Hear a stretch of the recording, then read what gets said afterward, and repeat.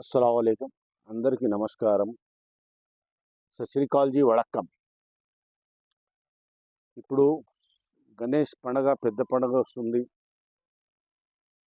అందరికీ 119 ఎమ్మెల్యేలకి అందరికీ నమస్కారం చేస్తున్నాను. అందరికీ ఈ పండుగ శుభాకాంక్షలు కూడా చెప్తున్నాను. నేను పండుగ గురించి అందరూ మంచిగా ఉండాలి, మంచిగా అవ్వాలి. మా సీఎం గారు కూడా మంచిగా అవ్వాలని నేను కోరుకుంటున్నాను. అసెంబ్లీలో కూడా చర్చలు చేసేటప్పుడు ఆషామాషిగా చేయకుండా, టైం వేస్ట్ చేయకుండా ఆ సబ్జెక్ట్ మీద మీరు మాట్లాడండి. అసెంబ్లీ మంచిగా నడుస్తుంది. లేకుంటే 119 ఎమ్మెల్యేలు, పెట్రోలు, డీజిల్, ఆయిల్, అన్ని గన్మెన్లు అవి ఒక అసెంబ్లీ నడవడానికి ఎన్ని లక్షల రూపాయలు కావాలి? అది గుర్తించుకోవాల్సిందే అవసరం ఉంది. అది ప్రజల సొమ్ము. అది మీరు గమనించి ఏది మాట్లాడుతున్నారు, ఏది లేదు అన్పార్లమెంట్గా ఎప్పుడు దయచేసి మాట్లాడకండి. మీకు అనుభవం ఉండవచ్చు, ఉండకపోవచ్చు. ప్రతి మనిషితోటి తప్పు అవుతుంది, తప్పు కాకుండా అవ్వదు. కాకపోతే మీరు క్యాన్వేజింగ్లో బయట అది ఇది ఆషామాషిగా మీరు మాట్లాడకండి. మిడిల్ పీపుల్కి కూడా చెప్తున్నాను, వాళ్ళకు తిట్టడం, వీళ్ళకి తిట్టడం అది మనకు అవసరం లేదు. ప్రజలకు చెప్తున్నాను నేను. మన పని ఏముంది, ఆ పని మీద మాట్లాడాలి. ఏమన్నా ప్రాబ్లం ఉంటే ప్రజా దర్బార్కి రావాలి, మీ అర్జీ పెట్టాలి. ఏమండి మీకు సమస్య ఏముంది, అది దాని గురించి మీరు చర్చలు పెట్టి అది మాట్లాడాలి. ఆ పర్చి ఇచ్చిన తర్వాత మీరు మీ స్లిప్ ఇచ్చిన తర్వాత మళ్ళీ రిటర్న్ కాపీ తీసుకోవాలి. తీసుకున్న తర్వాత వాళ్ళు చేయలేకుంటే మళ్ళీ 2-3 సార్లు పోవాలి. మీ పని అయిపోతుంది. అవన్నీ పని ఏం లేదు, అందరు చేస్తారు. నా రేవంత్ రెడ్డి గారికి కూడా నమస్తే చేస్తున్నాను. శుభాకాంక్షలు. గణేష్ పండుగ గురించి నేను చెప్తున్నాను అందరికీ.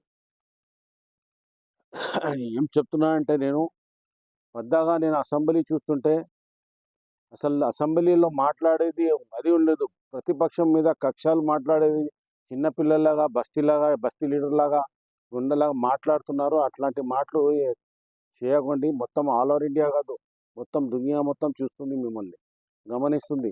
కొద్దిగా మంచిగా మాట్లాడితే మన వాల్యూ ఉంటాయి, పరువు ప్రతీక్షలు ఉంటుంది. ప్రజలు కూడా సమస్యలు, అరే మా ప్రతి ఎమ్మెల్యే కాన్స్టిట్యూంట్లో వస్తున్నారు, జూబ్లీహిల్స్ కాన్స్టిట్యూంట్లో పోతే అరే మా ఎమ్మెల్యే కరెక్ట్గా మాట్లాడతాడు, మా గురించి మాట్లాడుతూ ఆ సబ్జెక్ట్ మీద మాట్లాడుతూ మా ప్రాబ్లం ఏముంది అట్టి మాట్లాడతాడు, మా ప్రాబ్లం ఫేస్ చేస్తాడు. రోడ్ల గురించి అది గురించి ప్రతి టైంలో కూడా ఒక ఫ్యామిలీ కిట్ లాగా ప్రతి ఎమ్మెల్యే ఆ ఏరియాకు పని చేయాలంటే ఆ ఏరియా గురించే మాట్లాడాలి. కక్షలు ఉంటే మీరు తర్వాత చేసుకోండి. కక్షలు అయితే పనికి రాదు. ఓట్లు ఎట్లా వేయించుకోవాలి, వాళ్ళ గుండెలో దూరిపోవాలి మీరు పని చేస్తూ.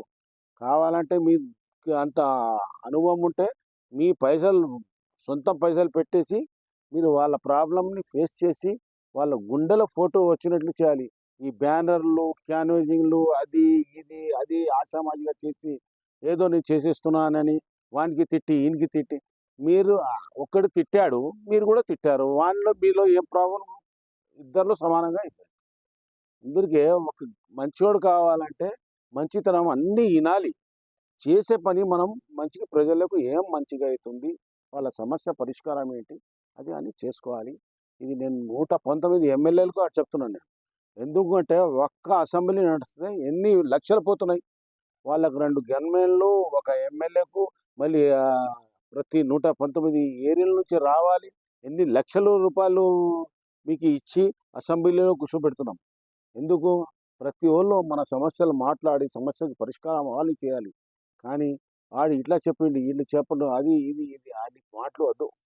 మన పెద్ద మనుషులు, పెద్ద ఆస్తులు కూర్చున్నప్పుడు పెద్దగా మాట్లాడి, హరీష్ రావుకి కూడా డైరెక్ట్గా చెప్తున్నాను, మీరు కూడా అక్కడిది ఇక్కడిది పాతకాలంది మాట్లాడమండి.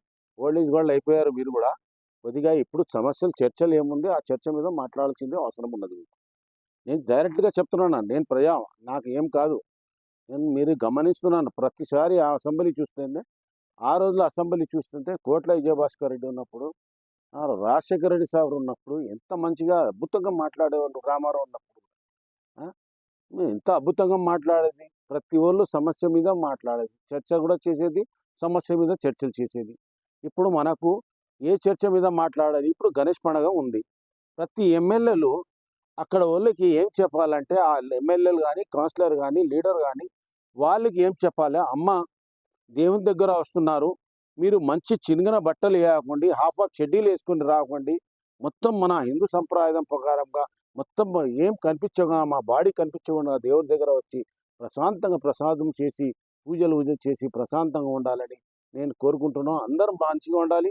అందరితో పాటు మీరు కూడా మంచిగా ఉండాలి అని నేను కూడా కోరుకుంటున్నాను. మీరు కూడా అట్లా కోరుకోవాలి. ఉద్యోగాలు లేని వాళ్ళు ఉద్యోగాలు కావాలని దేవుని దగ్గర అడగాలి. ఏడ్చి ఏడ్చి అడగాలి. మనం తిని తాగి తందానా చేసేసి వాళ్ళకి ఇబ్బంది పెట్టి వాళ్ళకి ఇబ్బంది పెట్టేసి హాస్పిటల్కి పోయేళ్ళకి దారి గడ్డం పెట్టేసి ఇట్లాంటి ఇది మంచిది కాదు. మంచిగా చేసుకోవాలి. ఎవరికి దేవుడు చెప్పిండు, ఎవరికి ఇబ్బంది ఇవ్వకూడదు. వాళ్ళకి అందరికీ ఇబ్బందులు ఉండకూడదు, కష్టాలు ఉండకూడదు ప్రతి పబ్లిక్కి అని వాళ్ళు దేవుడు కోరుకునేది అది. దేవుని దగ్గర ఎంతన పోయి మీరు చెడ్డగా మాట్లాడిన దేవుడు మంచిగానే చేస్తాడు. ఎప్పుడు మంచిగానే ఆలోచిస్తాడు. ఎందుకంటే ఆయన ఆలోచించేది జనాల గురించి, పబ్లిక్ గురించి ఆలోచించేది, వాళ్ళు మనుషుల గురించి ఆలోచించింది మంచి గురించి ఆలోచిస్తాడు. కానీ దేవుడు చెడ్డ గురించి ఆలోచనడు. అరే దేవుడు ఇట్లా చేసినాడు, దేవుడు ఏం చేయలేడు. దేవుడు మనిషి పుట్టించిండు, గాడ్ గిఫ్ట్. 2 చేతులు ఇచ్చిండు, కాళ్ళు ఇచ్చిండు, కళ్ళు ఇచ్చిండు, చెవులు ఇచ్చిండు, మైండ్ ఇచ్చిండు, బాడీ ఇచ్చిండు, అన్ని ఇచ్చిండు.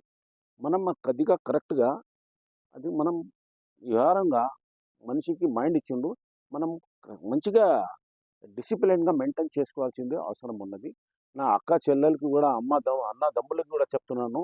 మీ పిల్లలు కానీ మీ భార్యలకు కూడా చెప్తున్నాను నేను. వాళ్ళకు కూడా కొద్దిగా మంచిగా డ్రెస్సింగ్ వేసుకొని, మీరు కొత్త పెళ్ళి అయిన వాళ్ళకి కూడా నేను చెప్తున్నాను, జ్యూస్లు వేసుకోకుండా ఆ గణేష్ దగ్గర పోయేటప్పుడు ప్రశాంతంగా మొత్తం బాడీ మొత్తం నిండుగా ఉండాలి ఇక్కడ బట్టలండి.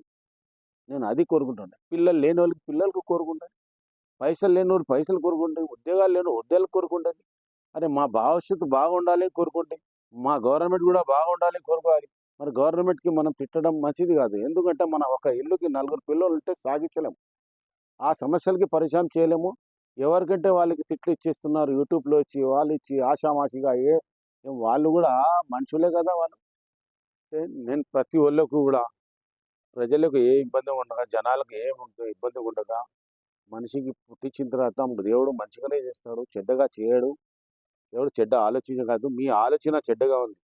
దేవుని పోయిన తర్వాత ప్రశాంతంగా ఇంటికి రావాలి, పండుకోవాలి. దేవుడు ఏది ఎవరికి ఇవ్వాలి అది బరాబర్ ఇస్తాడు, 101% ఇస్తాడు. ఇప్పుడు బతికిచ్చింది దేవుడు. నేను కూడా కోరుకునేది అందరికీ మీరు ప్రార్థన చేయండి. మీ పవిత్రమైన స్థలంకి పోయి ప్రార్థనలు చేసి శుభ్రంగా నీట్గా ఇంటికి వెళ్ళి శుభ్రంగా అన్నదమ్ములు కలిసి శత్రువంశన లేకుండా, అరేతుడు అనకుండా, బిహాఫ్ చేయకుండా మీరు ప్రశాంతంగా పోవాలి. ఈ పండుగ కూడా ప్రశాంతంగా గడవాలని నేను కోరుకుంటున్నాను. మొత్తం 119 ఎమ్మెల్యేలకి చెప్తున్నాను, ఆ కౌన్సిలర్కి కూడా చెప్తున్నాను. మీరు కూడా అక్కడ ఒక గణేష్ పండుగ దగ్గర పోయి ఇట్లాంటి చేయండి. ఇట్లాంటి బట్టలు కరెక్ట్గా వేసుకొని మంచిగా రావాలి. చెడ్డీలు అది వేసుకొని రాకూడదు. బట్టలు చినిగిన బట్టలు జ్యూస్లు వేసుకొని వస్తున్నారు మీరు, అది తప్పు. అది గుర్తించుకొని పని చేయాల్సిందో అవసరం ఉన్నది మనం. ఎందుకంటే అందరు గమనిస్తున్నారు. సంబంధాలు రావాలంటే మనం ఏం చేయాలి? మంచిగా ఉండాలి, మంచిగా కోరుకోవాలి. లేనివాడిని బాధపడకండి. లేనివాడికి కూడా దేవుడు ఇస్తున్నాడు, ఉండేవాడికి కూడా దేవుడు ఇస్తున్నాడు. ఈ తెలంగాణలో బంగారు తెలంగాణలాగా అందరూ అద్భుతంగా కడుపు నిండుగా తింటున్నారు, కడుపు నిండుగా పని చేస్తున్నారు.